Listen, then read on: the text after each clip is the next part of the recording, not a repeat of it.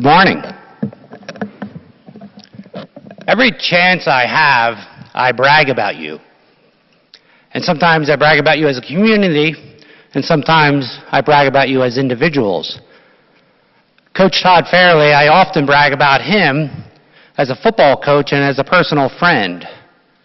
However, what I admire about his coaching, he never really talks about winning. He talks about doing what you need to be doing when you're supposed to be doing it.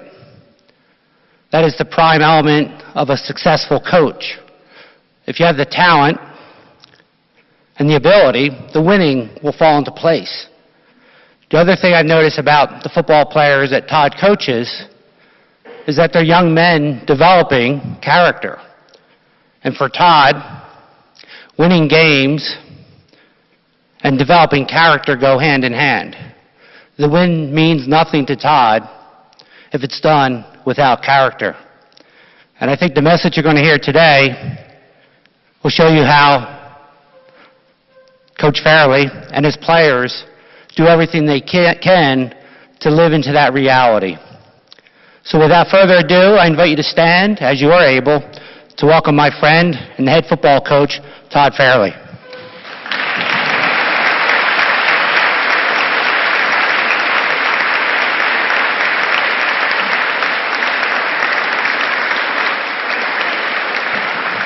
Thank you.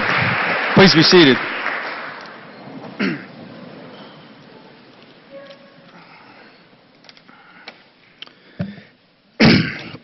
Thank you for the opportunity to speak in chapel today. This is not something that is very comfortable for me to do, but we're always asking our players to try new things and branch out. We hope to expose them to experiences that will help them be comfortable being uncomfortable. So this is a chance for me to grow, and I would be a hypocrite if I didn't jump at the opportunity. I want to take a moment and thank everyone for the tremendous support our football program has received this year and every year. We truly appreciate it. Also, I would regret if I didn't take this time to recognize Coaches Spelkus and Coach Klein. Much of what you will hear today about our football program is based on a collaborative effort to always find ways to improve our culture. It's our shared vision that allows us to play our part in helping our young men develop during their time here at EA. I'm very fortunate to share this opportunity to lead young men with two outstanding role models. On the football team, we have what we call a vibe check. It's just a little notice to make sure we are present in the moment, locked in, as we call it.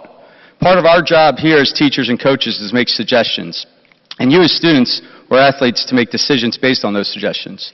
Hopefully we can all decide to be locked in with the proper focus and energy when needed this week as we navigate a hectic schedule. A vibe check a few times this week may be a helpful reminder of the tasks at hand.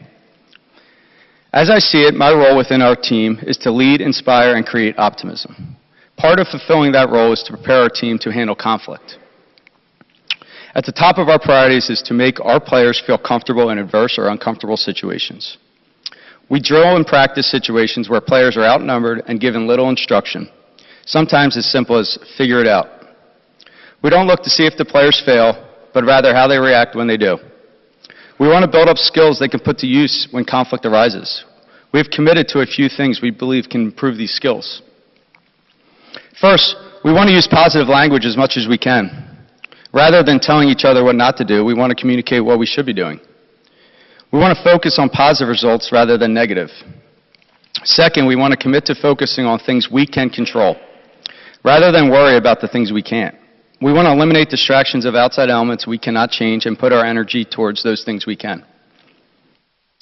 Two things we can always control are our attitude and our work ethic. Lastly, we want to be committed to the process. For years, we were driven by results. We were focused on stats, wins, and records. Those are all things that won't benefit us down the road. The journey and the experiences we learn from preparing and executing are what we will carry with us. For years, our staff would meet weekly in the off-season. We would find ways we could be different and improve our program. We would come up with new plays and new scheme with the goal of winning at the front of the conversation. But over the past few years, we've shifted our discussion to improving our culture. How can we play our part at EA, within EA, developing leaders? How can we prepare our young men to handle adversity off the field so that when they face adversity on the field, they're comfortable in uncomfortable situations? We no longer assume growth. Just because a student goes through AA doesn't mean he will naturally develop the skills we ask him to on and off the field. We search for ways for players to experience areas of growth.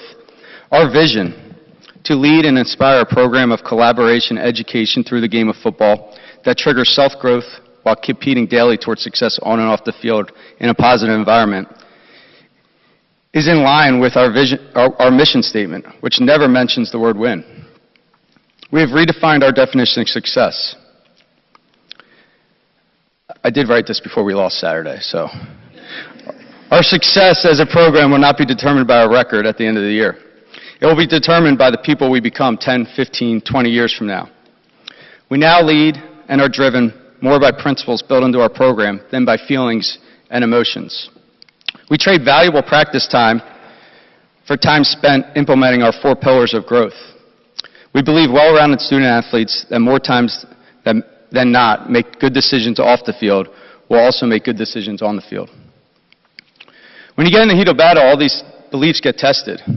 Our players this year have validated our mission. To be honest, when we looked ahead at this year, we had concerns our veteran players were not prepared to lead. They weren't very vocal, they didn't show much emotion, and they had this confidence in themselves for some reason we couldn't figure out. But what we didn't realize was that our concerns were blessings. We were getting so much more than we realized. See, our leaders never point fingers. They never put their own priorities in front of the team, and they always believe in each other. Whenever we find ourselves in a tough situation, they come together and find a way. Each week, our team has a theme for the week. It's usually a quote or a phrase with some meaning that I hope helps us prepare and focus for the game that week. More importantly, I hope it's something that players can take with them and use in their future outside of football. A few weeks back, I asked our team, "What's your story?" The thought being that our perception is so important to our energy and actions. How we perceive situations determines our mindset. We are all playing a role in our own story. We can believe we are the victims of unfortunate circumstances and have a negative outlook on what lies ahead, or we can believe that the adversity we face is part of the challenges we will overcome as we play the role of hero and triumph in the end. Those 2 different stories we can tell ourselves affect our energy, our attitude, and our actions. This week cannot be a better week to see an opportunity to overcome adversity and triumph as heroes as we take down our arch rival.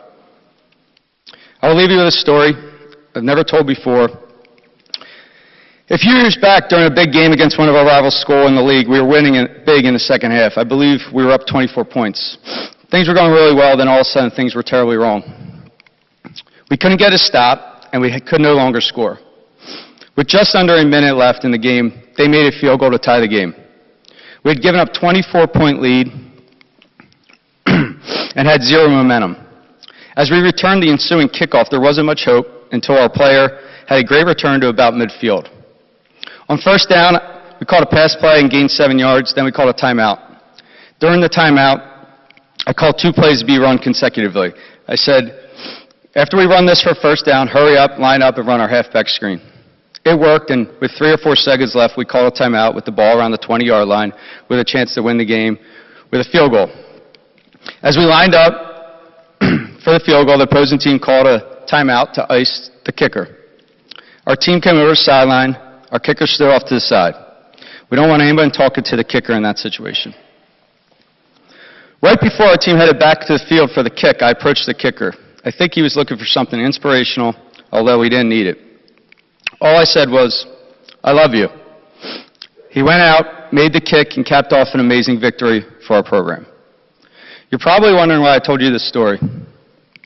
Before our first game of the season this year, our theme was dream with your eyes wide open. I told them to dream big and dream of great things for this season. I'm always surprised when someone on TV who just achieved something special says, "Did you ever dream you would achieve this?" And they reply, "No." If I ever win the Super Bowl and someone asks me, "Did you ever dream of winning the Super Bowl?" I would say, "Yes. I'm a football coach. What else would I dream about?"